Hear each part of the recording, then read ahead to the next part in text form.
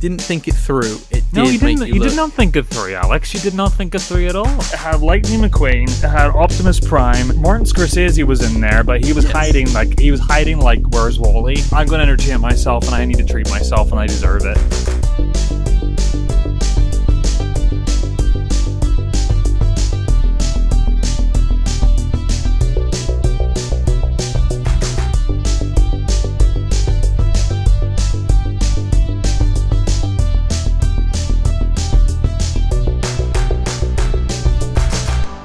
Welcome to The Film Angle, a podcast where we dive deep into the latest releases and unearth the classics to better our cinephilic curiosity. I'm Alex. And I'm Chris. And today, I should be saying, let's get into it. We're out of training, we're out of practice. Clearly. It's been a little while since we've actually podcasted together.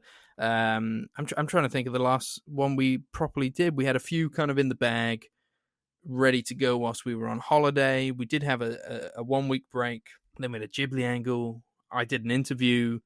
Mm-hmm. So like you and I, we haven't... Strangers. We're like passing ships in the night. Yeah, despite the fact that we did go on holiday together, which is very nice. We went to Greece. Oh yeah, we did. A couple of weeks ago now. We were in Kefalonian in Greece on a little summer holiday together with our partners. Man. Yeah, it was so beautiful. I don't know about you, like, well, I do know. We talked about it afterwards, but I'm reiterating, this was such an amazing holiday, man. I had such a great time with you. We had, like, I think this was our first sunny we've done holidays, like city breaks together. Anyone who listens to the show, obviously Alex and I are besties, so this was the next logical step, was to, like, it's like the honeymoon but without the wedding and the official obligation. Yes. Yeah. It was a week to kind of relax. Although I feel like we're not always that good at relaxing. We still do a lot of things. We did road trips out to like the north of the island. We did road trips out to the east of the island. We love our food, so we're traveling around for that. Isn't that relaxing though? I thought it was. Yeah. It was like it was a little bit of adventure mixed with like a bit of relaxing, but like I know, Alex, we probably would have wanted one or two more beach days. I do love a beach day. Yeah, I was really getting into a book as well, which was nice to have a week off from the films. We had all these. Well, I say we. I think you had to temper my expectations when I was like, "Let's film a short film in our villa. Let's when we get back from the holiday, let's film a home show and stuff like this." And I had all these like ambitions to be able to go off and do these things, and ended up, no, we haven't got time to film a short film in the villa. And by the time we came back from the plane, I don't think any of us wanted to sit down and do a podcast episode. So it's so true. It's like you have all these great ideas. You have the energy that you have when you're sitting at home in the UK and it's free and it's like, temperate climate. And then as soon as you get into that heat, you're just like, oh God, I don't have energy anymore. But it was kind of the same thing a few years ago when Lauren and I went to Disney World, where I was like, I can't wait to try all these different foods, all these gimmicky shit that they got going on in the parks. I'm gonna eat my weight in gold. And then it's like, I don't feel like eating. All I want to do is drink and hide from the sun. There was a little bit of sun dodging here because I burned hard on day number 2. I think it was 1 or 2. I think it was 1. It was like because we had the whole day on the sun lounger, like on the beach, which was lovely. But like, I'm an Irish boy, and I don't see the sun. I play video games, so I had it all against me. And I'm very good. I'm usually very good at like factor 50 everywhere. I'm just like, I just don't want to burn. I'm not fussed about getting a tan or anything like that. But even I was struggling in this heat, and I'm usually on top of these things. It was one of those heats that was quite difficult to monitor. And not to put a dampener on it, I mean, like, evidently, because the day we left, there was a wildfire that started that kind of almost like threatened to kind of potentially cancel our journey home. And subsequently, I've actually been looking at the news, and there's been a lot of fires in Kefalonia since we left. So, so all the best to people there on the island. But yeah, it was hot. Like it was 28 to 30 degrees Celsius, which is like pretty normal when you're going away on a sunny holiday. but it was a pretty intense heat, and there's a lot of wind, and like, yeah, Not a cloud in the sky, was there? It's just like yeah, constant heat.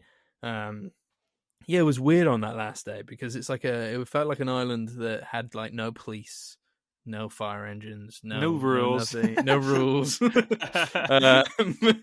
then yeah, on that last day, as we're leaving, all we hear is sirens. We're like, what's going on? And then yeah, driving past flames at one point, which yeah, and so you just think, oh, here we go. What's the day got in store for us? Surprisingly, no delays, even though there was just like a fog of smoke going over pretty much the entire south part of the island.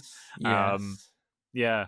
But yeah, that was, apart from that, it was amazing time. Lots of snorkeling. We did a boat trip. A lot of drink. One night, a lot of drink. Yeah, I will put some photos on our Instagram so people can see what we got up to as well. I don't think I got a very good photo of you in a t-shirt that I designed for you. We all had to design each other t-shirts on the first day. I was hoping that we could just like avoid this topic completely altogether. I was really proud of it though, and I thought that you like we didn't know how mean we were all going to be to each other, so I had to design Chris's t-shirt. Chris had to well, I say design, I didn't have to design it, but I had to buy Chris a t-shirt to wear in the airport. Chris had to buy me one to wear, and then But you chose to design mine. I did. I chose to design it, and I thought I was being quite easy. Like I didn't want to be too mean, and I thought, you know, I'm going to put on a bunch of silly films on a t-shirt. So I went for like Cars, Transformers, the Minions. I just had a random picture of Chris Pratt on there, and then I had like this, and it just said like I Heart Cinema, which I thought was pretty like easy. In the worst font from 2005 you've ever seen. Yeah. But unfortunately, yeah, I didn't think it through. It did. No, you didn't. You did not think it through, Alex. You did not think it through at all. It did make you look like a 5-year-old Xbox kid. There is no.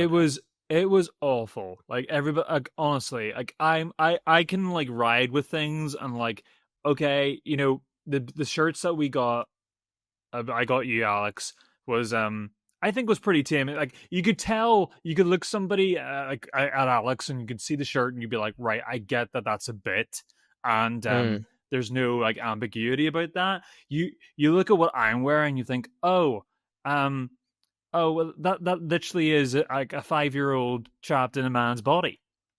It looked like a t-shirt the Rizzler might wear. I don't think even the Rizzler would wear it. Like. I honestly don't think. I think he would even laugh at that.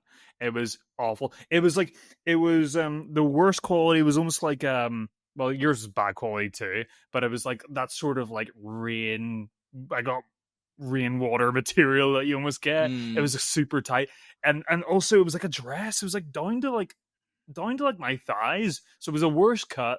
It had Lightning McQueen. It had Optimus Prime.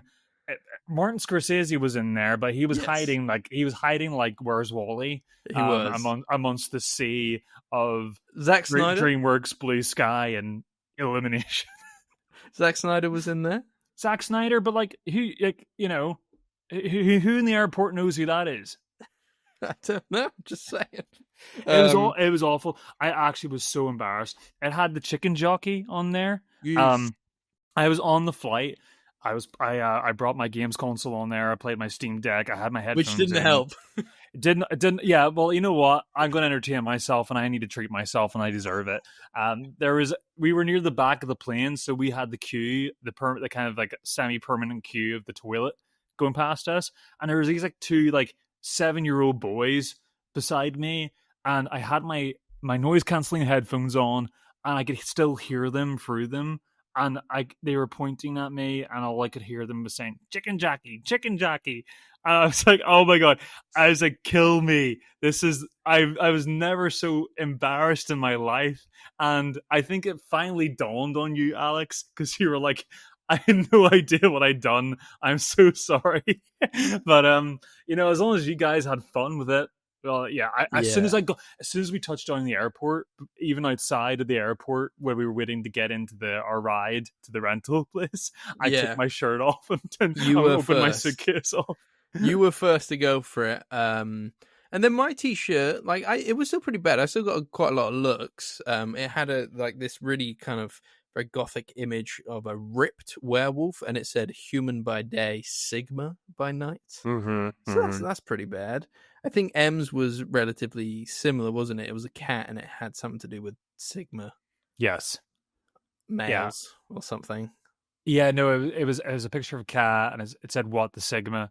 Sigma, that was it. And then I designed Lauren's as well. Actually, we flew with EasyJet, so I thought let's put an EasyJet logo on there. You look like the world's biggest EasyJet fan, but then we did cross out the jet part, which I thought that was the worst one, but apparently not. Oh my god. Yeah, it definitely wasn't. But yeah, and she kind of copped out of it as well because she wore like an overshirt, and I was kind of hiding it. I was like, "You're not playing the game properly here." I was really happy with the EasyJet one. It was fun. When I thought of that idea, I was so happy. I was so happy. I just thought it'd be funny wearing an EasyJet t-shirt on an EasyJet flight. I just thought that was funny in itself. Like I definitely do the exercise again, but like you're not in charge of my shirt next time. Oh, really? You want to swap round? I get you. Gotcha. No, you can do it, but you're not designing it. I have others now that I want to do. We spoke about doing the Fast and Furious, having Paul Walker on one t-shirt and one of us wear Vin Diesel.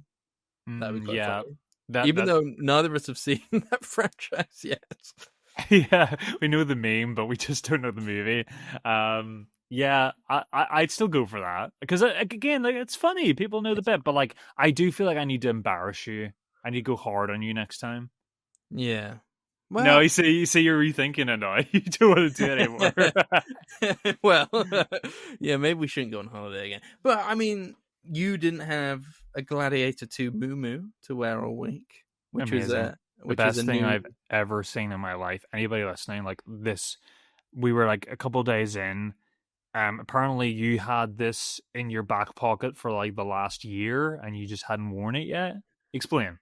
Yeah, so a few months. I definitely got it at the start of the year. I was walking around Primark and there was a sale on in the women's section, and they had this pajama top, which was basically a dress, just with a giant image of Paul Mescal on it. And I thought, that's hilarious. You're just wearing a giant picture of Paul Mescal to sleep. And I said to Em, I said, you should buy that because that's really funny. And she was like, no. I was like, well, if you don't, I will. So I bought the giant Paul Mescal nightgown. And I was like, do you know what? I'm going to take this to Greece. I never really knew what to call it, but you coined it as a muumuu, which is a new word for me. So yeah, we were referencing Homer Simpson when he famously wore a muumuu for an episode. And yeah, it was the first thing I thought of. It was like down to it was lower than your knees, right? Yeah, if I can get an image on Instagram, I will. Yeah, insert here on the reel. Yeah, it was something, and it became a staple the rest of the holiday. I think you wore that more than you wore anything else. It's incredibly comfortable. I'm not going to lie. It's incredibly comfortable. Yeah, it looked very comfortable. You just had a very big distorted Gladiator 2 Paul Mescal on the front there with his rubbing his hands in the chalk. I didn't mind having Paul Mescal on my chest all week. Oh, I could tell. You wore it 5 times. Yeah, exactly. I did wash it, guys. I did wash it. But yeah, that's it. If you want to hear more about our holiday, you could email us. We'll be happy to tell you everything, every last detail about our trip away. We'll take you through the 300 photos. Yeah, we had a lot of meat. I think the last night we had a meat coma. I think we nearly died. Yeah, that was really bad, actually. We had so much meat, it gave us, like, the meat sweats, meat brain, whatever. Like, we were practically, like, drunk on meat at the end of that final night. And you can pack away. Like I've seen you eat, and you like I have a good appetite, but you're just like astronomically more impressive than me. And even you were defeated as the first. Yeah, dangerous, impressive, dangerous, Sigma, Sigma male. Definitely wouldn't wear a chicken jockey on his t-shirt, but like you were defeated by the meat this time. Yeah, I was defeated by the meat. There is no doubt. Anyway, yeah, it was an awesome holiday, Alex. I definitely do it like should we just do this every year? I would be up for it.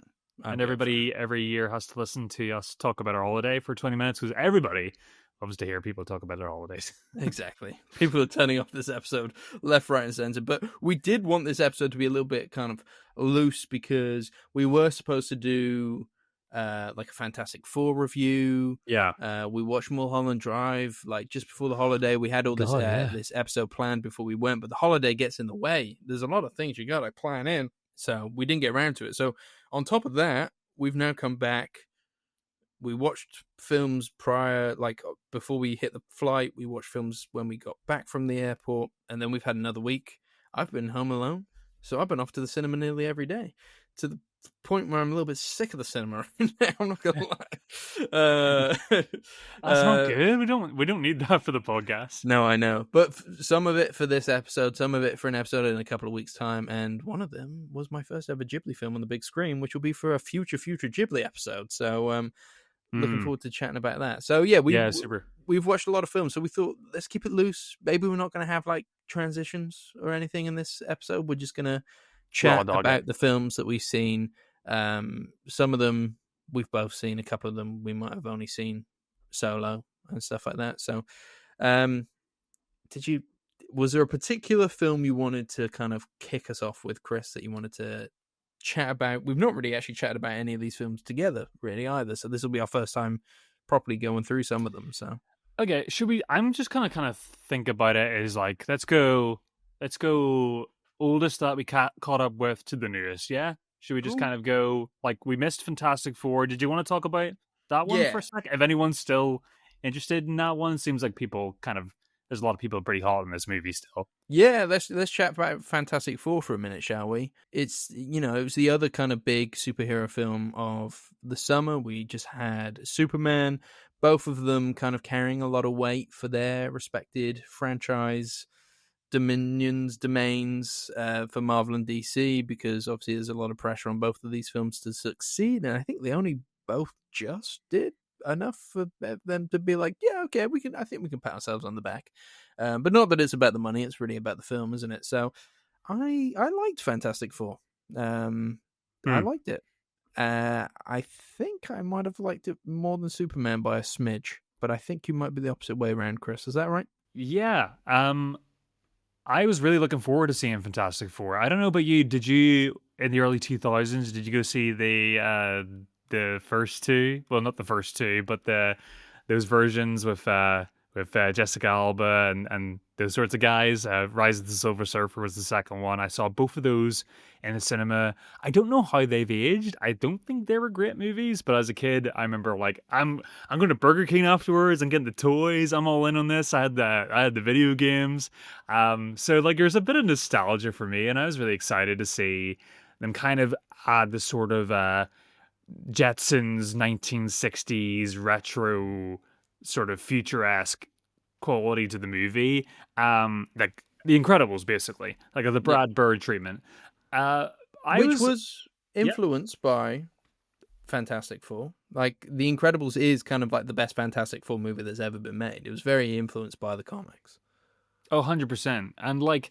And it's funny because it's kind of gone full circle, because especially the third act of this movie, we're skipping ahead, but like since we're on the Incredibles, this movie owes a lot to that visualization of the Fantastic Four story. Like I feel like whoever was involved in this movie from the very beginning was super interested and a big fan of the Incredibles, and wanted the family dynamic to kind of represent that the same way. And I think this movie does kind of halt there for me. I think it has a bit of an identity crisis, and I think that starts with the casting and the pacing.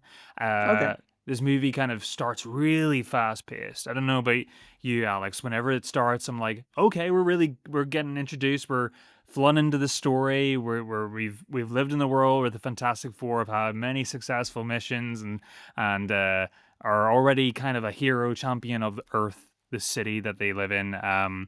And we're thrust into these dynamics of this close-knit family that live in a skyscraper. It's so fast-paced that I just couldn't keep up with any of the dynamics. I never really felt like I knew anybody. And I don't know if that was the writing, Alex, or if it was a casting thing.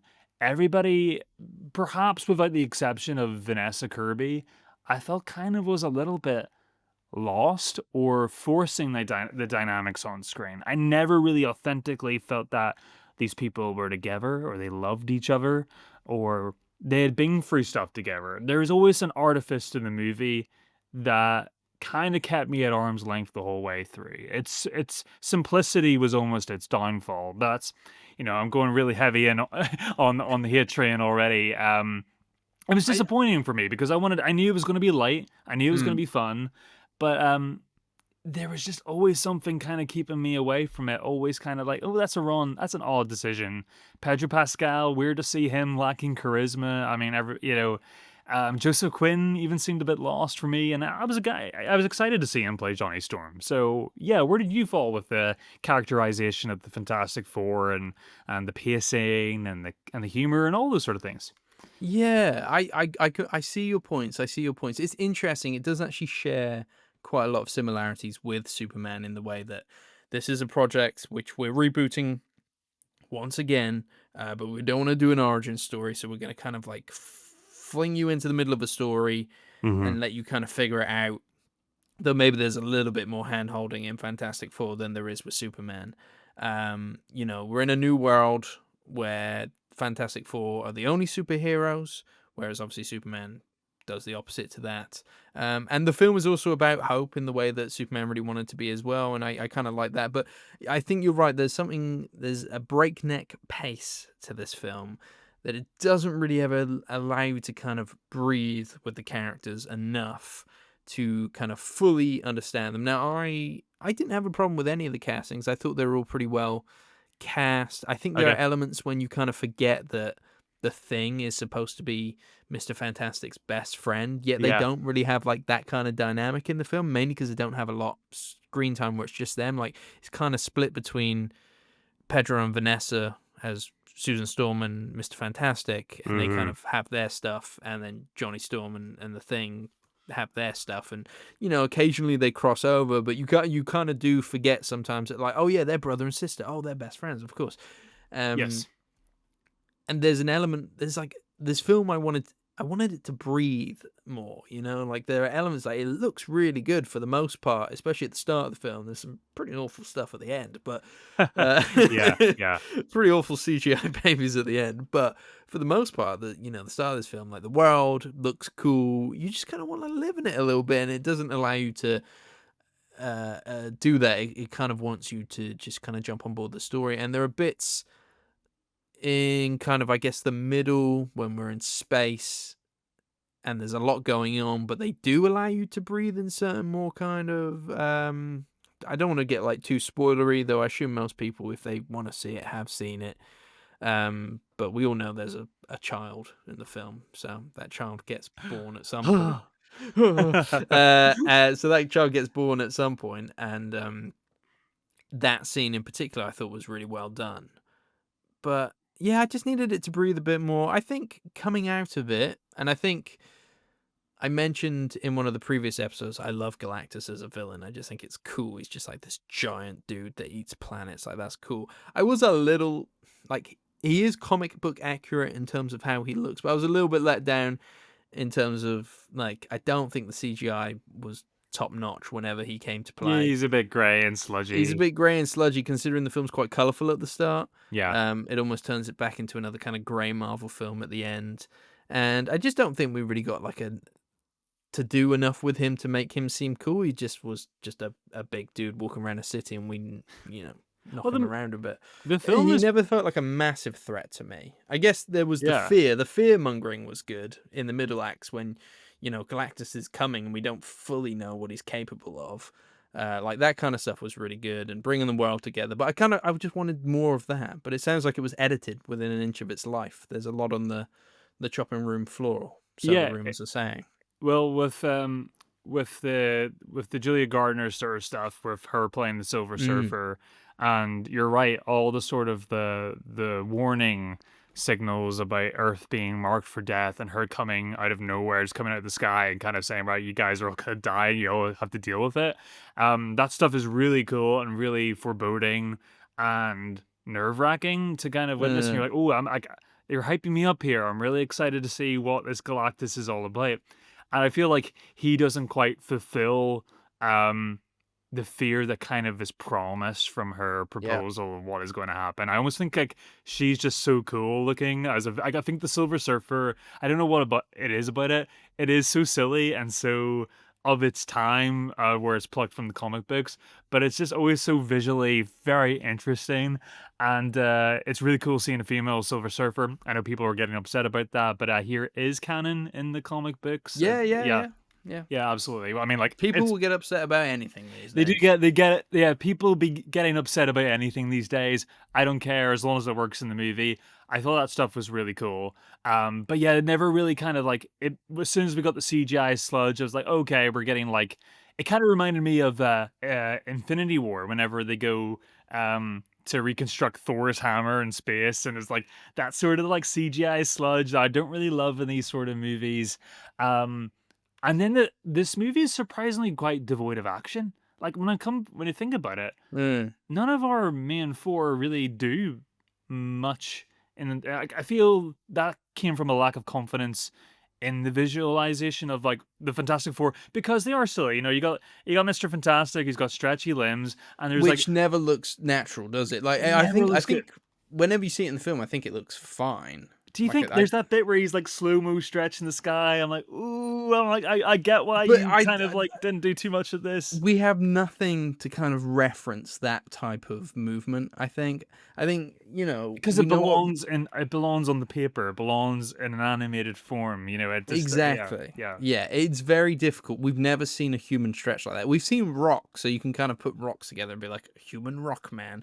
And then like Invisibility is relatively easy. Not to take it to a down point, but you know, you can look on the internet. You can definitely see people on fire if you wanted to. Like, there's reference points, but you can't see stretchy people. You know what I mean? You just can't see it. Like, there's like it's always going to look uncanny, and you can tell they weren't confident in it because he does not stretch that much in the film. yeah. But I can't. I don't mind. I don't mind the stretching. Stretching is fine. The stretching was fine with me. I liked it. Yeah. We have Ben, who is the Thing as well. There's like a lot of cutting room floor. There's a lot of film I feel like is left. Well, we know that is left on the cutting room floor. Because we've read about it. Like John Malkovich was supposed to be like a character in this film. He grew a long beard, like a big Gandalf beard, and he never shows up in the movie. But all the stuff with Ben, I found really quite disappointing. Where we have a little bit of these like, you know, these little contemplative moments where he's walking down the street and he's seeing how he interacts with people and perhaps pursues a romantic relationship. But it's paper thin. It's barely there. He has 2 or 3 scenes where there's barely any dialogue, and Yeah. he's the teacher in the school. Natasha Leon. Natasha Leon. Yeah. Yeah. I mean, you can tell there was more stuff there. And by the end of the film, whenever we get to the climax where humanity needs to spend its last moments before Galactus comes and we need to huddle tight, he goes to the local synagogue to see her. And it's like, okay. It's like it's like they're basically strangers, but the movie wants us to kind of be emotionally invested. I think Kirby does a good job at trying to kind of push forward the film's sincere message of closeness and family unit, even though like every single human being matters. But it just kind of all gets kind of lost in the soup. It's too slight. And whenever we get the post-credits scene in the movie where it's the animated show, I'm like, yeah, this is kind of what Fantastic Four should be. If you're going to go for it, make it as pulpy and a Saturday morning cartoon as possible. I just feel that this movie's getting a little bit too much of a free pass for me. I feel like people are like a little bit too nice to this movie. I find Superman a lot more of a fulfilling experience. Sure. But Yeah. that could be just a difference in opinion and taste. But Yeah, I was a little bit deflated and a little bit like, "Oh, was that it?" I was a bit disappointed in Fantastic Four, but Interesting, I know a yeah. lot of people like the movie, so I must say I came out of it and I was like, this was good fun. Like it's not a masterpiece, but yeah, I really enjoyed my time with it. It did dip in my mind post watching it. Like there was bits like when you're just thinking about a film, it sometimes leaves you're the like, oh, that mind quite didn't. quickly. Yeah, it Yeah, left the mind quickly. But also I was thinking, oh, that didn't really work, and there could have been more there. And I wish that was a little bit more fleshed out. Like, did we have to hit like a 2 hour mark? Could we have gone into a 2 hour 20 mark and kind of seen some of those relationships a bit better? Yeah, it definitely felt like a film that Marvel was like, I need the leanest version of this possible. So, because we're a little bit nervous about all our of our output right now, so I just kind of want audiences to feel like they've been taken on a ride, and they come sure. out and they go, "Whoa, that was a good ride," and Uh, then and I want to like before anybody kind of maybe critiques my thoughts on this, like both Superman and Fantastic Four, they both start off in the middle of their hero's journey. So yes, it's I can't make I can't complain that Fantastic Four starts off too fast and Superman doesn't. But what Superman did for me was it retroactively put in the scenes required to kind of help me understand how we got here, and did put its time into its main character to kind of it's harder when you got four characters yeah, and they're all inherently got their own thing going on, and that takes a lot of time to work out. So maybe that wasn't the best way to do this story. Maybe we did unfortunately have to go through some sort of steps to get us to where we meet our characters at the start of Fantastic Four. But it's one of those. It's a hard IP. It's a hard IP. They keep. I think they make a good stab at it. I think the aesthetics there. Music is cool as hell. I really like yeah. the music. It kind of Being able to sing the name of your superhero yeah. team within the melody is quite good fun, isn't it? I like that. Fantastic Four. You do it. You know what? I can never do it as well as you. I'm not gonna even try. Oh, there Um, you go. but yeah, there's like even in that tune, there's like they use the beat of it. It's like a really heavy beat, like a heavy bass to that kind of underpins every hypey moment in the movie, which is really Mhm. cool. So like that all that stuff is really well realized. I think Yep. it's just they're almost there. They're halfway there, and it kind of makes it a little bit of frustrating experience. But here, that's how I feel about the movie. Yep, that's fair. That's fair. Mixed feelings there. Um, Yeah, for sure. but generally positive for me and probably like erring on the slightly negative for yourself. So that's fantastic. For what else did you watch, Chris? What else did you watch? If we're going, I'm looking at my letterbox now and I'm thinking I went and saw Bring Her Back. I don't think you've seen that one yet, have you? Yeah, really sad I couldn't make the trip to see this because I'm a big Sally Hawkins fan. A really big, well, so I know I come across as a little bit lukewarm, but I was a fan of the Felipe Talk to me. brothers' first film, Talk to Me. I showed a lot of promise, and this film looks really cool. So yeah, I take it, Alex, you had I th- fun with this? I thought it was excellent. I thought it was excellent, and maybe it's something we should talk about in a future episode. But I really, really enjoyed this. It is creepy, intriguing, Hmm. violent. I think I preferred Talk to Me, Okay. but this is like nearly as good in my opinion. And Sally Hawkins is incredible. I had to look up whether she actually was Australian because I was like, I'm pretty sure she's English. Yeah, yeah, Uh, yeah, but she is. but yeah, so great horror film, but I think definitely probably not one I want to dwell on until you've had a chance to go see it. So, Oh, I but we can't could probably wait to go see on it. to the horror film that we have both seen, Chris, and kind of the horror film that everybody's talking about at the moment, which is Weapons. Well, yeah, I mean, it looks like we've got, you got your Ari Asters, you got your, your Eggers, you got, you And now got you this got your whole, Craigers. no, you're crackers. I mean, like, yeah, it seems to be like, you know what, if you want to become an auteur, a family name, household name, you just gotta make like one or two really good horror movies, and people will worship you like a god. It seems to be the genre for that, and in this decade at least. Yeah, Weapons. Like we were both big fans. We were both big fans of Barbarian, right? Yeah, I Barbarian was a lot of fun. a lot of fun. I really he has established himself as a filmmaker with both of these films now, who can really balance serious with very relieving humor. I think that's the best way. It's like Mm, there's a real appetite for, you know, I think horror can sometimes be a genre that's taken too seriously by audience members, and that mm, we want it just to be completely like absorbingly bleak, and we want to feel completely chilled and disturbed. But I think he's really good at like finding something where I'm 75% making you feel awful, but whenever I do put the humor in there, you're gonna really thank me for it, because yeah. it's gonna feel like a big relief. In Well, Barbarian with oh, sorry. Justin Long, whenever he first comes into the movie, and all the stuff before there has been super serious, super dire, and super bleak, and then whenever he comes in, there's just like a a a different chapter change, and he's suddenly singing in a convertible car, and we're like, okay, well, I was not expecting this. Weapons has similar stuff going on, but yeah, what were you gonna say? I was gonna say, I think Zach Cregger understands that when audiences go and see a horror film, there sometimes is a little bit of nervous laughter. You don't know when you're scared. Sometimes you just kind of want to laugh at that what you're being portrayed on screen, and I think he completely understands that and allows you to have those moments to almost kind of like let your guard down and have a moment of ease. So I think he's really good at blending the horror with the comedy. I mean, Weapons is definitely not a comedy film, but when it is funny, it's really funny. It's also got a fantastic marketing kind of strategy. I thought a very intriguing trailer, and the trailer makes you think that its central kind of story is all going to be about we're going to watch these kids that disappear from this class and the fallout that happens from that. But the film almost, or like the trailer, should I say, is practically the first 10 minutes of the film.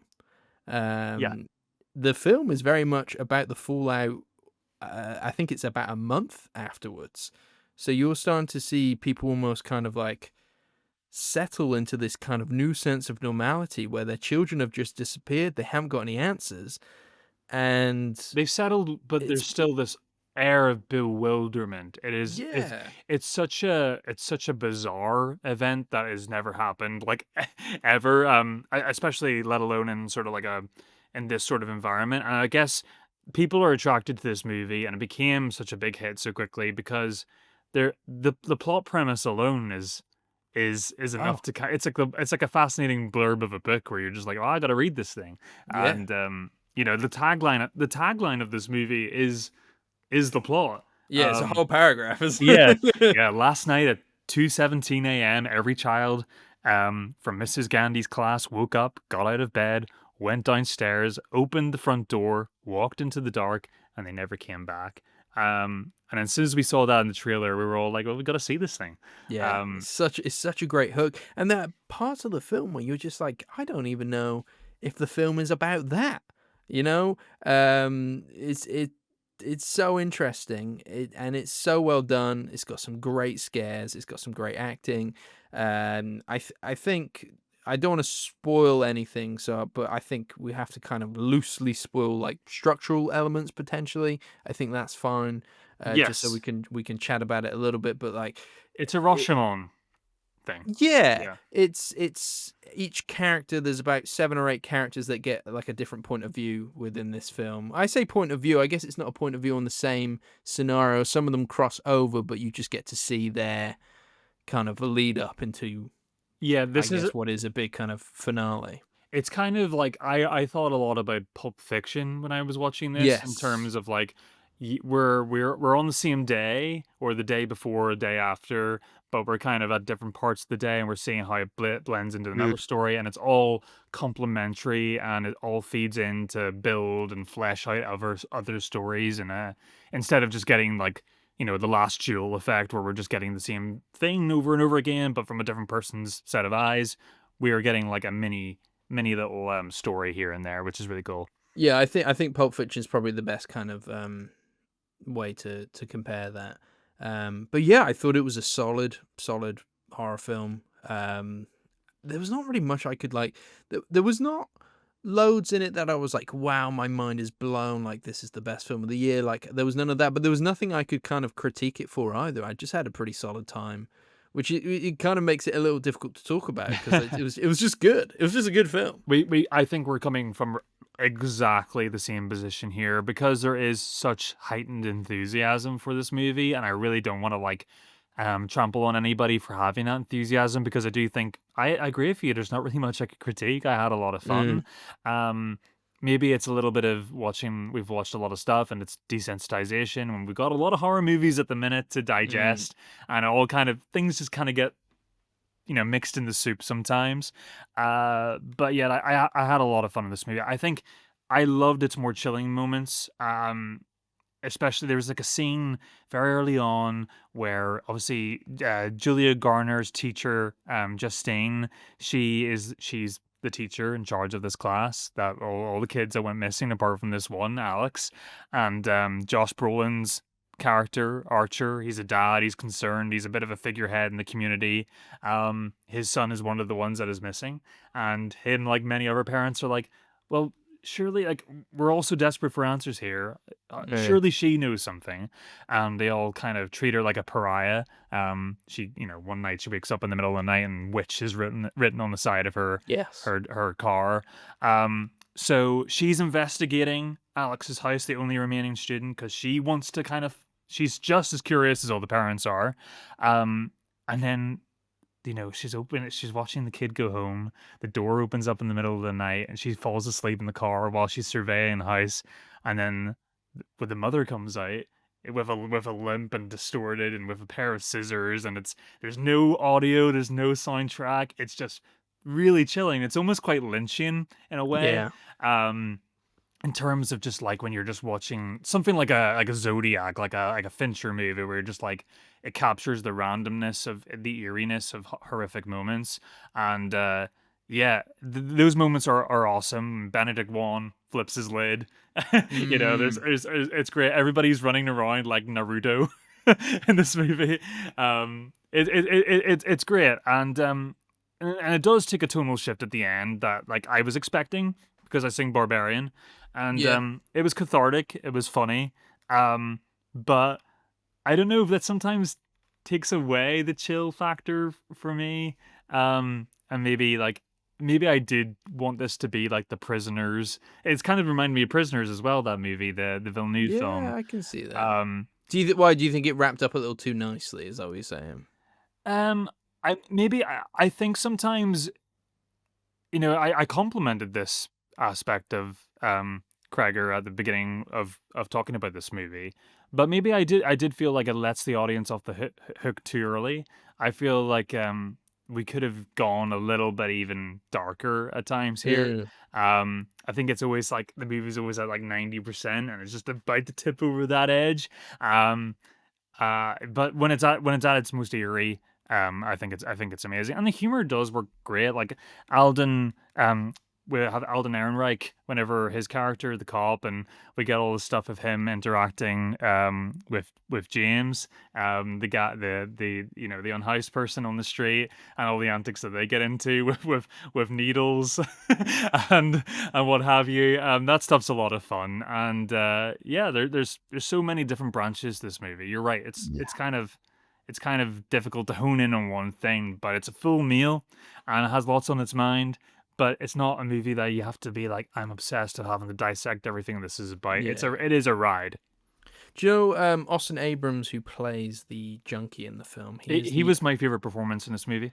He's the only cast member who remained. This film was supposed to be had a full cast just before the SAG-AFTRA strikes. And do you want to know who the other members of the cast were? This was all confirmed and they were about to start filming. So you're telling me, before you say this, you tell me Brolin was never originally, because he's a executive producer on this too, isn't he? Nope, he was not. Pedro Pascal. Of course. Of course, he's everywhere.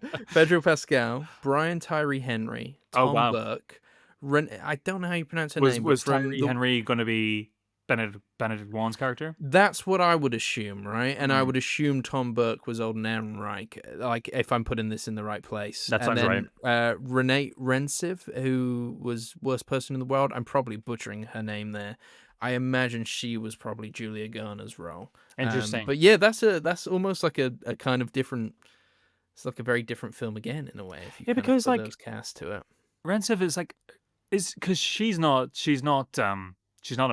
from the US, so Yeah. it'd be interesting because would she have done an accent for for that role?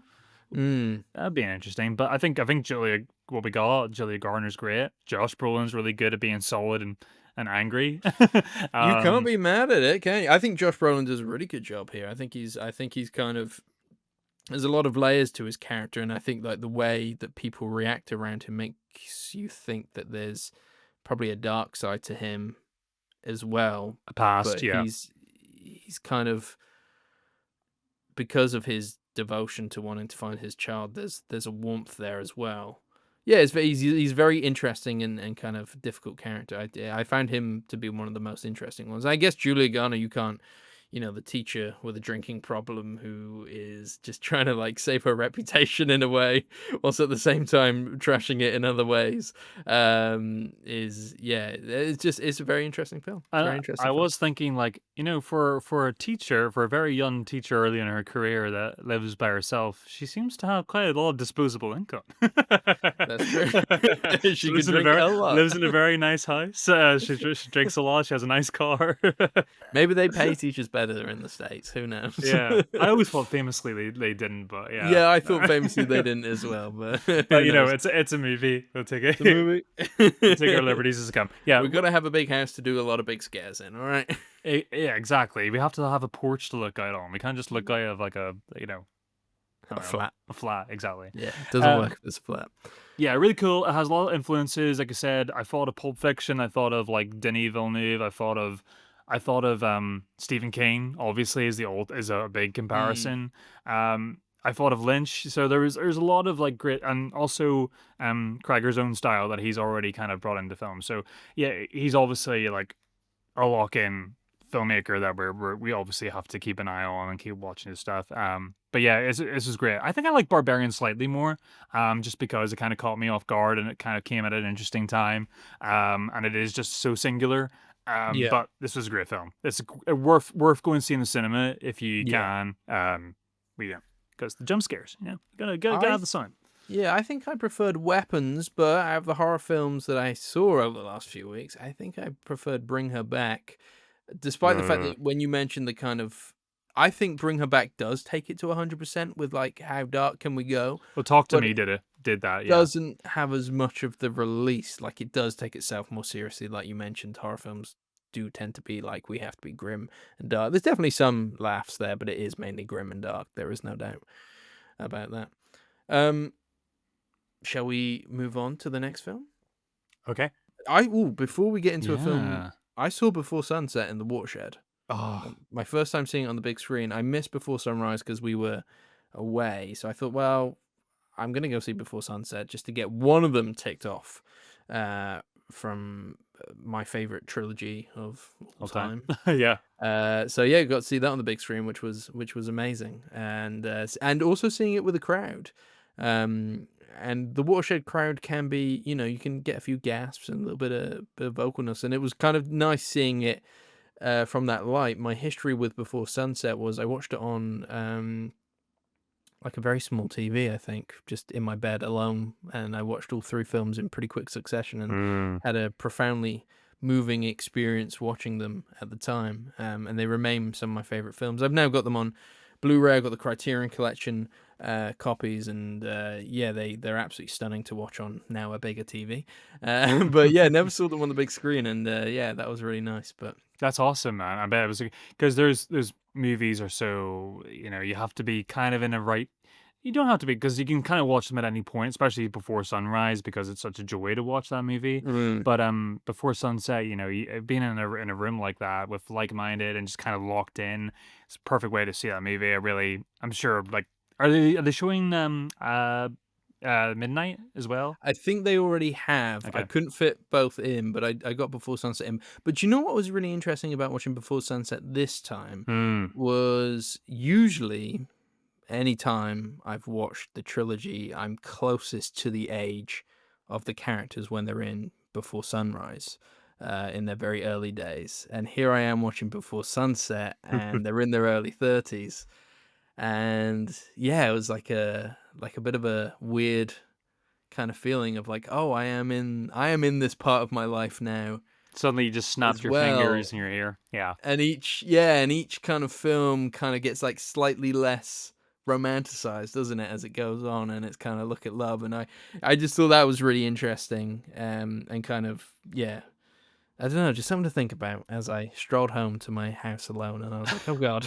Oh well, there's hope. I know your Mm. relationship, and it's very good. Oh yeah, I'm not saying that. No, I remember my first interaction with this trilogy is actually quite a bit bizarre because I think it was 2013 when Midnight came out, and Mm. it came on TV, and I'd never seen Before Sunrise or Before Sunset, and I was a teenager, and I was very early in my cinema journey. Are you about to tell me that you saw Before Midnight No, first? I saw I came on TV. I saw you remember the opening car journey, the Oh yes. arguing where Hmm. they're going to their holiday destination, and it's and I'd never seen a scene like that before where people were just like the cameras on them, they're talking for 20 minutes, and it's just we're just rolling this out, and I ended it there, and but it always stuck with me, and I came back to it later, and it was really great just to kind of finish that process, but yeah, that was my first sort of like interaction, well, a very unconventional interaction with that trilogy, but yeah, what I saw was great, and it's Linklater's thing, isn't it? But yeah, it's awesome that you got to see it, man. I mean, it's a shame you couldn't see all three, but you got to see one, and you kind of know, we own the Criterion copies and respectively at home, Yes. so we can always watch them What is anytime. your favorite out of the three? I think Sunrise for me. I Oh think yeah. a movie is just like it's the romantic levels that goes to, that's so naturally, but it feels so authentic, it really does. I think we all can relate to that first kind of moment of when love strikes, and you're Mm. walking through a beautiful city, maybe not quite Vienna, but you're walking through somewhere beautiful, and you have a Plymouth moment that City mirrors Centre.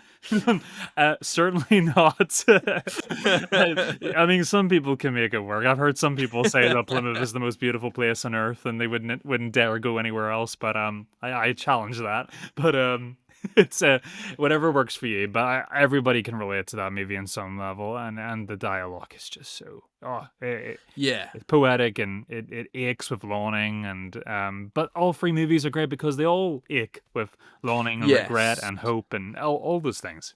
I'm interested to see how Before Midnight changes for me, because it is my least favorite out of the three, though I still really love it. Because But it's so sad. it is quite a difficult film to watch. But I wonder if, like, as I get older, maybe that one will resonate more with me Yeah, in the way that Before Sunset did this time. Um, but Before Sunrise is my favorite by a long shot. Before Sunset is not far behind. I don't know why I just said by a long shot and then said that Before Sunset's not far behind. They both work. They're on completely different levels, but like they work for me. yeah, And I think Before Sunset has the best ending. Like sure. that ending, oh, I get goosebumps every time. I was like, my eyes were like watery in the cinema. Like just, oh, that ending really does get me. But yeah, no, I was really happy to see that one. I've actually got the screenplays as well. Where are they? I've got them here somewhere. Go on then. Can you read the entire screenplay out for the podcast? I might. Oh, here we go. In book form, I've Oh, got Before Sunrise and wow. Before Sunset.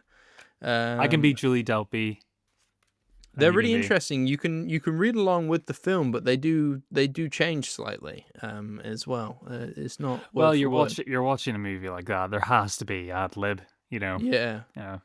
It's really, yeah, it's great. It's great. I actually like kind of forgot that I had this, and now that I'm looking at this, I'm thinking maybe I should read this again, because it's yeah, it's great to kind of, I think Ethan Hawke is so kind of philosophical in these films, and Julie Delpy is a good kind of like person who kind of brings him back to the real world. That kind of juxtaposition balances off each other really well. Oh, I love these films. Well, Um, and also you're just watching kind of like in Linklater movies, you're watching Ethan Hawke kind of play himself all the time. I love Ethan Hawke. Do you know what?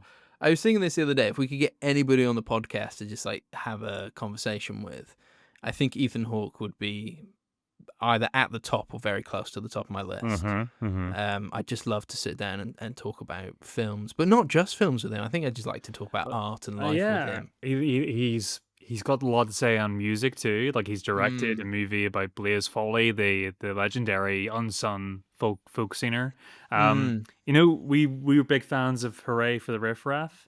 Yes. That was his recommendation. I saw a video years ago. He did 10 years ago. He did a What's in My Bag video, and he picked up one of their records and said, like, if you haven't listened to this, and then that started that journey for me. Oh wow! And then you were like, hey, you got to check out this band. Yeah, and it became like my favorite band. So yeah, it's like he is amazing taste. I love him.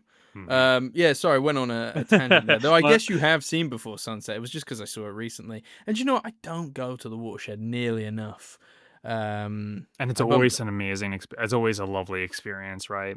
Yeah, so good. I bumped into my friend Jordana who works there, and I used to work with her in the Showcase Cinema. And I was like, man, I haven't seen you in so long. And I was like, I haven't been to the Watershed in so long. And she was like, yeah. I'm always surprised by how many people I don't see here, which I should. And I was like, yeah, that's really fair. I think it's just sometimes it's awkward because it's in the city center and stuff. And like having to get a bus from here is awkward. And then if I'm driving, it's paying for parking, isn't it? I shouldn't be making excuses. I should be going to the local art cinema. I think that'll change when you're living here, Chris, because I think you and I push each other to go to the Watershed. Yeah, we'll have like we'll both have like the one thing we really want to see, but the other person's like, okay, and then we'll end up seeing each other's thing that we're very enthusiastic about. So yeah, I can't wait. This was quite nice. It was a 6 o'clock showing. So I work in the city centre and I finish around 4:30. So I thought I'll just work a little bit later and then stroll over. And then it's not a long film. It's like 80 minutes. Yeah. I didn't this time. I think I just grabbed a Coke and then kind of strolled back. But because it was quite a short film as well, that kind of really worked well. And so more 6 o'clock showings on a Monday, please, Watershed. That really works for me. Yeah, I like that. Like that happens. Yeah, I have to drive a little bit to the cinema, but like I hate those like, oh, there's a movie, we can only see it tonight. It's on at 8:30 and it's a weeknight. Yeah. I'm like, right, we're gonna have to like sit home, eat our dinner, let's wait an hour, and then go out, and you have to like find that energy again. So yeah, I agree with you. What else did we see, Alex? Do we jump straight on to The Naked Gun, or is that the next one on the list? I think that might be the next and maybe last one. I've seen some others, but we might be saving them for future episodes. Cool. So maybe The Naked Gun is our final one. We did actually watch the original together not so long ago, as well. Yeah, a film that I had seen, but you have a lot more love for that than I do. I remember watching Naked Gun and Airplane in pretty close succession, and I was a lot more enthralled by Airplane. Like that was I was like, this is mind-blowingly funny. So that was the one that captured my attention more than the Naked Gun series. But it was fun to kind of watch it again after so many years because I'd only seen it the once.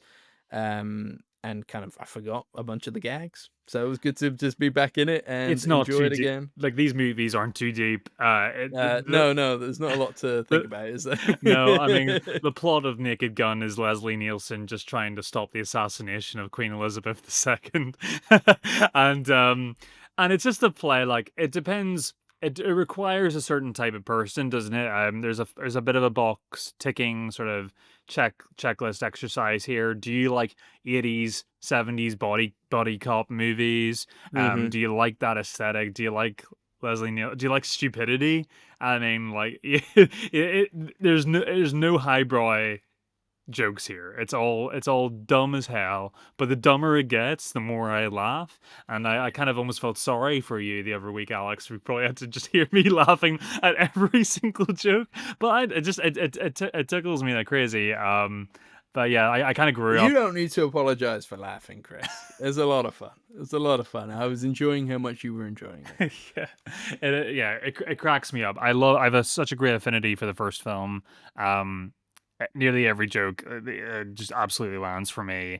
And Leslie Nielsen, I think he's just such a fascinating one-off comedic presence that we'll probably never get again, because Mm. he does, we have a lot of modern actors, and we even have Liam Neeson this time doing the deadpan thing absolutely brilliantly. A lot of people do that really well, but Leslie Nielsen has a childish bewilderment that you just never feel like for an ounce for a second that he's in on the joke.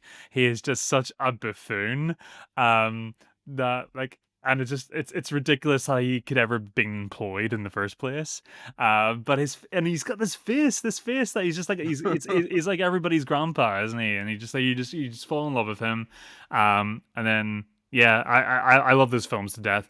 And then we watched The Naked Gun with Liam Neeson that's just came Yep. out. Akiva Schaffer has directed this one from the Lonely Island fame, and you have to kind of like the Lonely Island too. Yes. If you like things like Hot Rod and Pop Star, Never Stop, Never Stopping, I Yep. think is the Yep. title of that movie. Yeah. So tell me, Alex, how did you feel about The Naked Gun, the new version? The new The version. new version.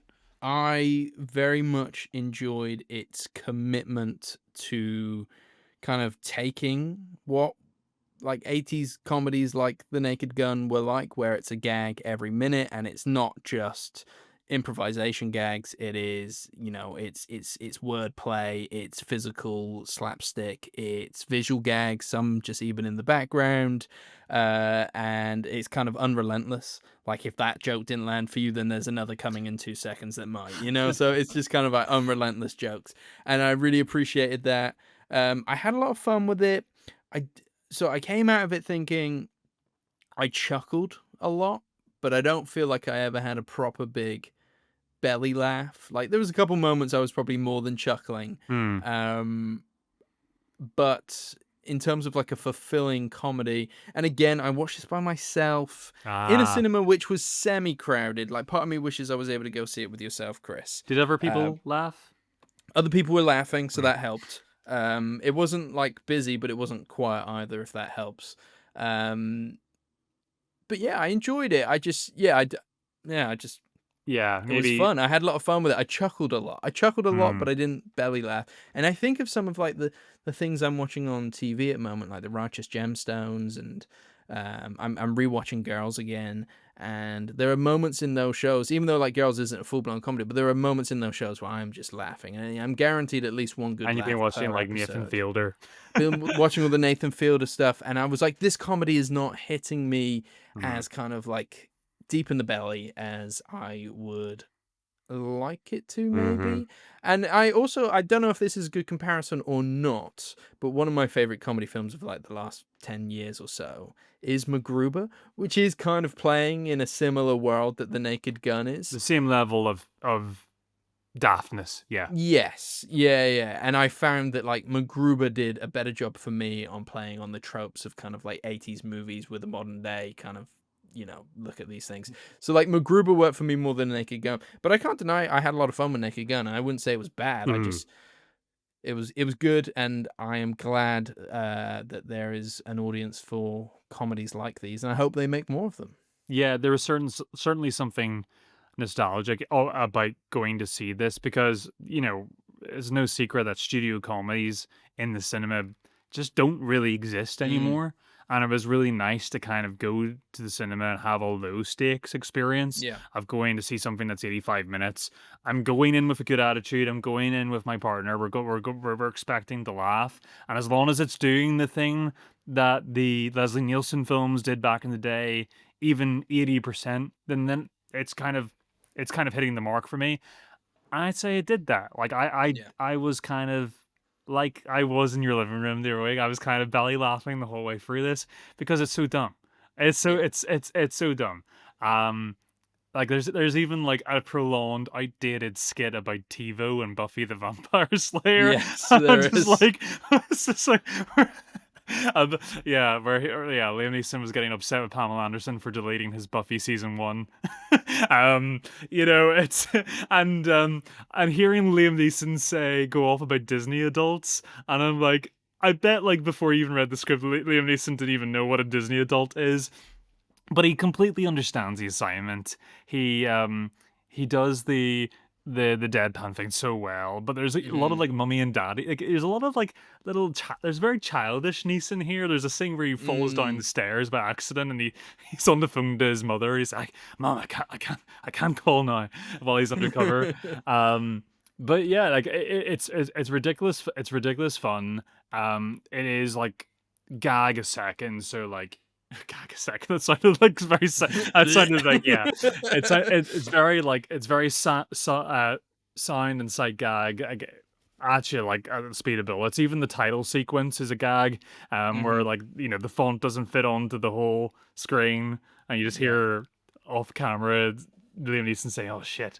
Yeah. Did So you stay through the credits? There's a lot of gags oh in the credits as well. yeah, there's like so in the original Naked Gun, the credits at the end of the film are basically all gags where Yeah. like all the extras are named as their character names or like with the quote or The dialogue, yeah, isn't the it? dialogue Yeah, what they yeah. said like in this movie we get like oh set dressing and it's like ranch Italian Yes. and then I think there's one point in the credits towards the end they get the sound mixing and everything like that and all the music but it's repeated like 4 times so it Yeah. goes on for like 2 minutes. I love that sort of stuff. It's so dumb. Yeah.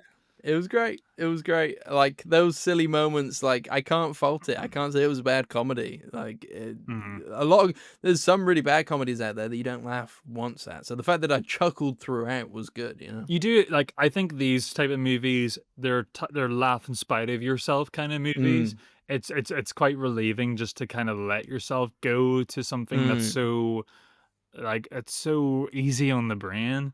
And it's great to see someone like Liam Neeson have so late in his career after you know for like nearly 20 years now. It's taken was 2007, so he's been doing the shtick for mm, 18 years now.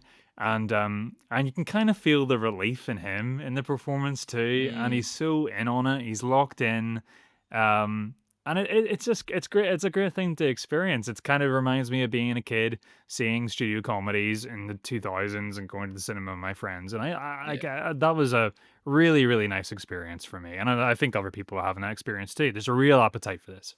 Yeah.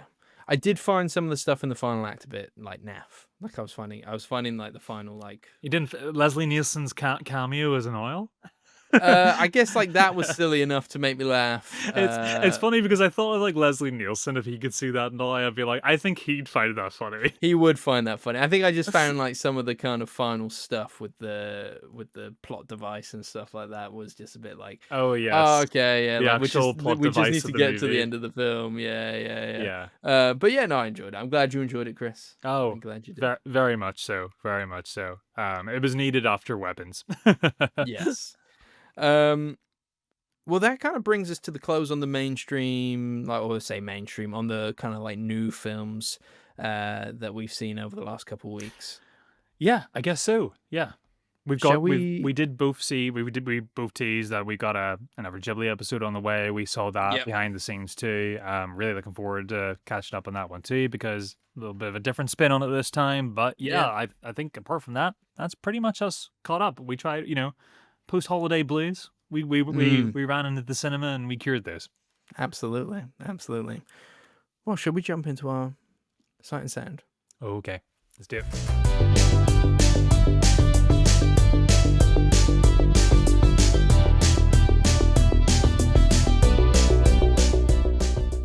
This is the section of the show where we catch up with our ongoing series, our blind spots on the Sight and Sound greatest films of all time list. We're making our way down the list of films that we hadn't seen before. However, now because we're in the top 10, we're watching all the top 10 films. But Mulholland Drive, which is at number 8 on the Letterboxd list, is not a blind spot for me, but it is a blind spot for you. But that must be a lot of fun, Chris, because I know you're a big David Lynch fan. You've It's recently hard to gone through say all that the I am, isn't it? Like, yeah, yeah. but you've gone through all the recent Twin Peaks films and stuff like that. So I think because you knew it was coming up on the list, you were almost like saving yourself.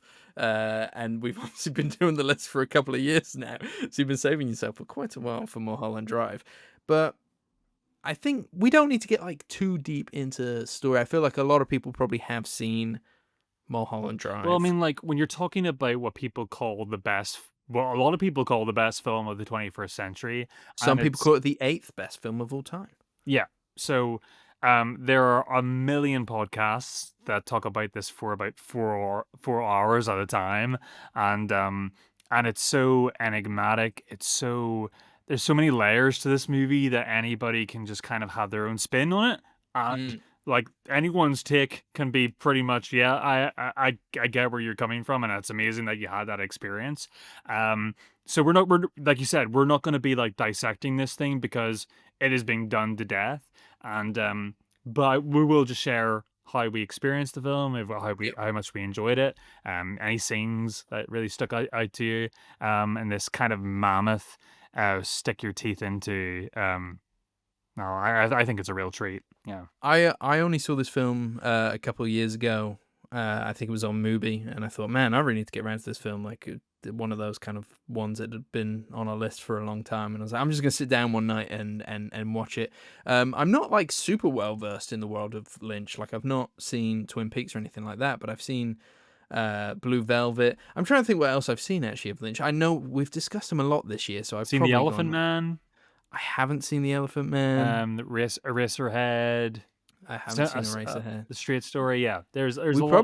probably need to go on and watch a few of these. So yeah, I actually looking at this, I might. Oh no, I've seen The Straight Story.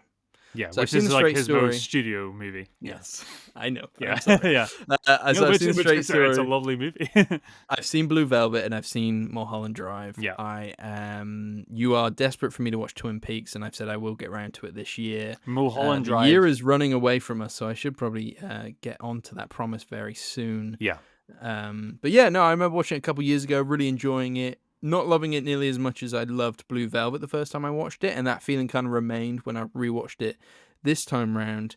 But it was nice going into it already having kind of a preconception of where the plot was kind of going. Obviously, you kind of, it is. I don't want to say like twisty turny, but it's like dreamy and all, like I don't even want to say all over the place. What am I trying to say? You can make of it what you want, and that's why there are so many theories. I do very much subscribe to the dream theory. Like that seems to make the most sense for me. And in terms of like, I don't think Lynch portrays this film as something that's like hard to get. I think it is quite accessible in how he's trying to tell the story. Mm-hmm. So like I buy into like the first half of the film is all a dream, and the second half is kind of more in reality. And we kind of see the breakdown of an actress and how the Hollywood system can like spit people out or like build people up and throw them out. It's the breakdown of the Hollywood dream, isn't it, and all that kind of stuff. So I subscribe to that stuff. So I was a lot more kind of like just like looking at it on the second time round, and just kind of soaking myself in it instead of trying to be like, what's going on here. I think yeah, I think that's the I really best like way it. to experience a Lynch film or a Lynch project is kind of not try to decipher it whilst you're experiencing it. I think it is just to experience it and kind of like emotionally feel it in the moment because they are so dreamy and like dreams are quite enigmatic and hard to explain. And I think he would rather you just kind of feel what's going on screen. It's they're very musical as movies in that way. Yeah. But yeah, well, tell me about your experience, Chris. Like, this was your first time, Yeah. and you've just come off of a pretty big Twin Peaks run as well. So Well, it was actually my second. I've seen all Twin Peaks 2 times. yeah, I love the show so much, and I think about Twin Peaks every week. I think I've said that to you before. It's one of those shows that's just stay with me. I find it all encompassing. It kind of hits every genre and hits on kind of just the darkness and the lightness in human life. The feeling when you walk down a street and you look past someone's door and you're like, what the fuck's going on behind there? And Twin Peaks is like the window in there. And I feel like Mulholland Drive is its closest sort of sister. It's sort of relative oh, interesting, in yeah, terms yeah. of tone, especially the Club Silencio stuff, Okay, which I think is incredible in this movie. Like that, some of mm-hmm. those scenes are so breathtaking. The scene where the Spanish rendition of Roy Orbison's crying is probably one of the honestly it could be one of the greatest scenes in cinema I've ever seen. It is just like an absolute barn stormer of a scene, Mm-hmm. where it kind of unpacks the falseness of Hollywood and like the magic of it at the same time. That's an incredible sequence. But yeah, the first scene when you're watching this and the jitterbug opens up the film where we're Yes. seeing this and then we're like, okay. And then later on in the film, Naomi Watts is talking about she won a competition and the jitterbug. I was like, is that so? You're started seeing everything align. So yeah, it's a noir story, a mystery to begin with, which is really cool, fascinating in its own bit. But then it opens up, and then we get Justin Theroux, who's this like Quentin Tarantino semi-Lynch director, kind of sexy, cool weirdo. He becomes Yep. lamer as the movie goes on. I thought Justin Theroux is a guy I've always liked, but I really, really dug him in this movie. I thought he was really interesting. Kind of just like embodied the end of the 90s to me. Like that guy doesn't exist anymore. That was awesome. We got Billy Ray Cyrus Yes. sleeping with his girlfriend. Which reminds me, I have a Billy Ray Cyrus story. Please, I want to hear all about Mr. Montana. I have met Billy Ray Cyrus. Yeah. I think I was 15. Yeah, I was 15 or... Yeah, no, I was definitely 15. And I won't lie, at the time I was actually a bit of a Hannah Montana fan. Like I was a fan. But I kind of had a crush on Hannah Montana as well. So that was kind of the thing. But we had just flown back from Germany, where we'd gone to the Christmas markets. And we were in, I believe it was Heathrow, and our bags had been lost. There was like a strike in Berlin or something, and our bags hadn't made their way onto the plane. And so we were kind of in this whole kind of, I guess, like complaint system to try to figure out where our bags were. And I'm with my brother, and I just kind of look over, and who's sitting on a bench? It's Billy Ray Cyrus. And I'm like, what? Is that Billy Ray Cyrus? So then, like, me and my brother, like, oh my god, because we'd been watching Hannah Montana at the time. I was like, oh my god, we gotta say hello to Billy Ray Cyrus. So we pluck up the courage to go over and ask him if he would take a picture with us on like our little like Motorola flip phones at the time. So you can only imagine the quality. If I can dig it up, I will. Yeah. I'm not sure if I will. If I can dig it up, it's right here. In 6 pixels. There you go. That's if I can dig it up in the time of editing. If not, there's just a blank space. And he's like, yeah, man, I'll take a picture with you. And like gets up and puts on gloves.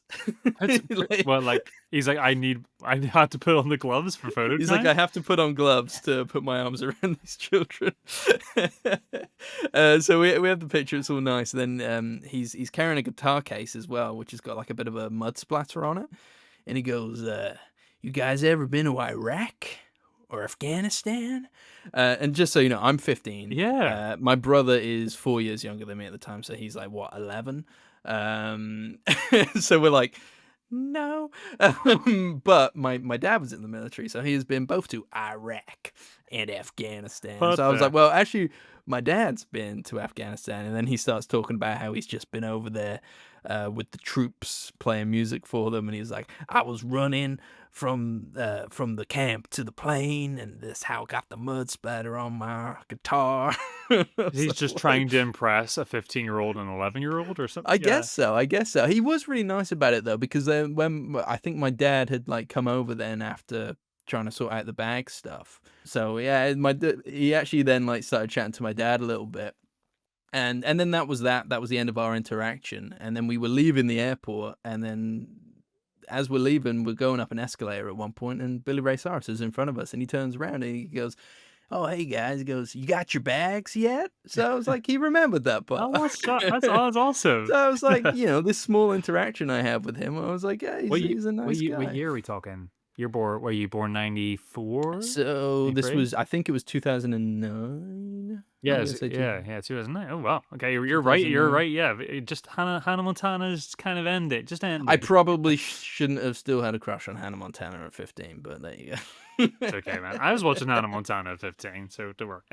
There you go. So yeah, there's my Billy Ray Cyrus story. Man. That's a great story. There you go. And he's good. And he's good in this movie too. In this he's good in a small part. It was funny. It's only recently he said that if it wasn't for David Lynch, there'd be no Hannah Montana. And I wonder if that's got some. I feel that that's kind of a silly thing to say, but also I wonder if it has some merit in the fact of like people saw Billy Ray Cyrus and like, oh, this guy's he can act, he's all right. Yeah, let's make him the dad of a Disney Channel sitcom. Yeah, but he's good as just like this like the brawny like poo guy that like, hey man, leave the lady alone. Yeah. Yeah, he's really good. I mean, yeah, the movie is just like it's everything that you kind of would expect. It's kind of like the most. It's kind of the people call it the magnum opus Lynch movie because it kind of hits all the spots that like Lynch was known for, but in a kind of really all-encompassing way. That's kind of like an umbrella movie. This is kind of the Lynch movie, right? I would say it kind of hits everything, hits the humor. I think it's got really horrific moments of old people. Yes. Yeah. So Yeah. like I know you said, not to get too much into it, but you said about like it being reality and then a dream. I subscribe to that too. I think it's a little bit of the dream is peppered in reality too. Because like we meet Betty, Naomi Watts' character when she gets off the plane. She's so fresh and naive and happy about going into Hollywood, and she's gonna become an actress because she won a jitterbug dance in her hometown, and she like befriends an old lady coming off the plane, and it's all shot in like heavenly lighting, and they're both laughing and good luck, dear, good luck in your journey, and then she meets her elderly husband, and they go in the back of a cab and they start maniacally laughing, and which is really fucking unsettling.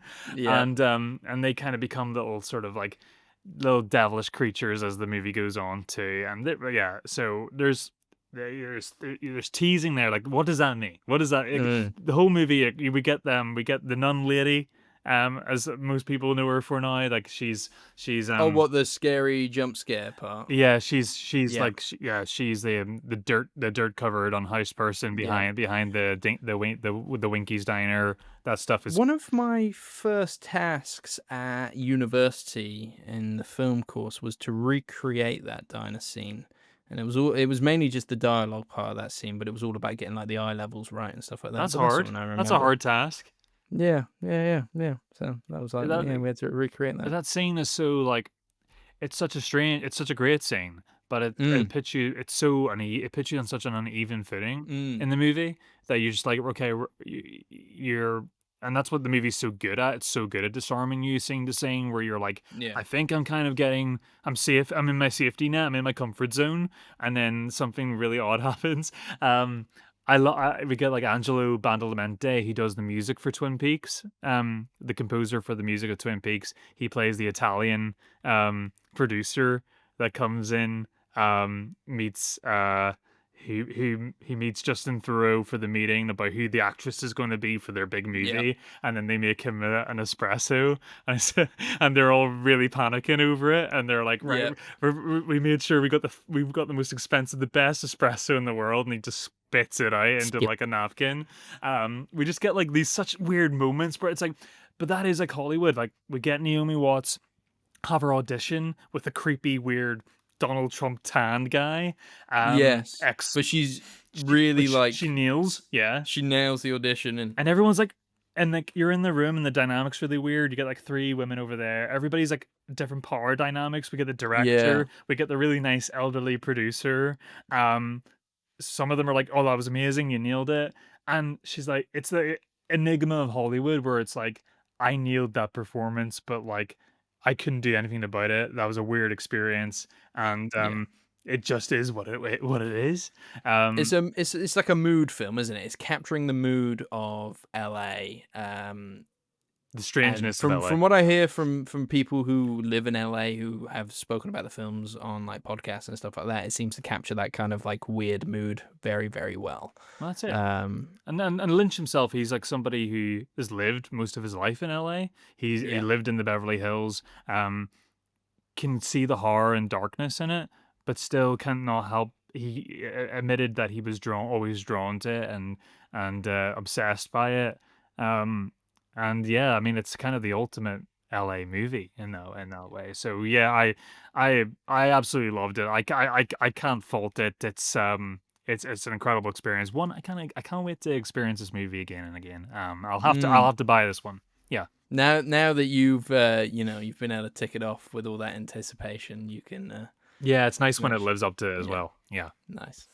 That's great. Next film on the list is Beau Travail, which is a blind spot for me. Is it a blind spot for you, Chris? it is a blind spot for me. Yeah, Yeah, I'm actually really looking forward to this one. It's kind of like a poster I recognize more than the poster is iconic. than the film. But yeah, Claire Denis. I think our first Claire Denis film on the list. And I was thinking earlier as well when we were talking about Before Sunrise, I'm really surprised that those, like, not one of those films is on the top 100. It feels like there should be some Linklater appreciation on here somewhere. Right? I definitely put Before Sunrise in my list if I was. I would have expected to see like a Dazed and Confused. I wouldn't put it on there, but I was expecting to see almost that on the list or something. Yeah, I know what you mean. Something from Linklater, even if it was like Boyhood on this updated version. I wouldn't argue kind of be like, yeah, I could argue Boyhood would be on there. But yeah, no, I'm surprised Before Sunrise isn't on there.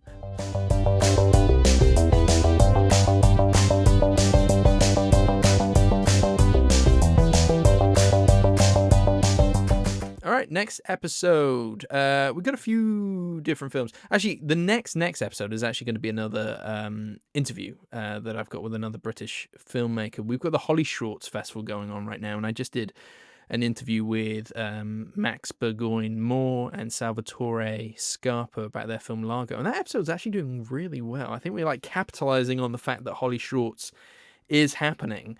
And it's a really big influence on the eventual Oscar campaign that will be kicking into gear towards the end of the year and the beginning of the next year. So, it's kind of like if you're keeping an eye on that, then you're going to see these names pop up again next year on the big leagues. Definitely. I really enjoyed that interview. So if you haven't listened to our interview episode on that yet from last week, then go ahead. I'm looking at you, Chris. No, I listened to it just before the episode, and mate, you absolutely killed it. Absolutely killed it. Thank you. Yeah. So please listen to Alex, support him because he's a hell of an interviewer and a much better interviewer than me. So support him there. No, I don't think that's true at all. But yeah, we've got another interview coming next week, and then the week after that, we're hopefully going to be doing. I think we're looking at either like Materialists, Eddington, maybe both, and then doing Beau Travail as well. A double Pedro Pascal. Yes, double Pedro Pascal. There's a lot of Pedro this year. Lots of people have been commenting on that. I don't mind. I like seeing him. He's a good-looking guy. Why not? And then I believe we might try and get something in with another Ghibli Angle film because Princess Mononoke just came out on like a 4K IMAX remaster, so I may or may not have gone to see that, which means we jumped ahead a little bit, so we might have that coming up on a future Ghibli Angle as well. But stick with us, we've got a lot more exciting stuff to come. I just got my press accreditation for the London Film Festival, so if I can work it out here. We'll be heading back there in October. So we got lots of more exciting episodes to come. So awesome. That's it. Nice. That's it.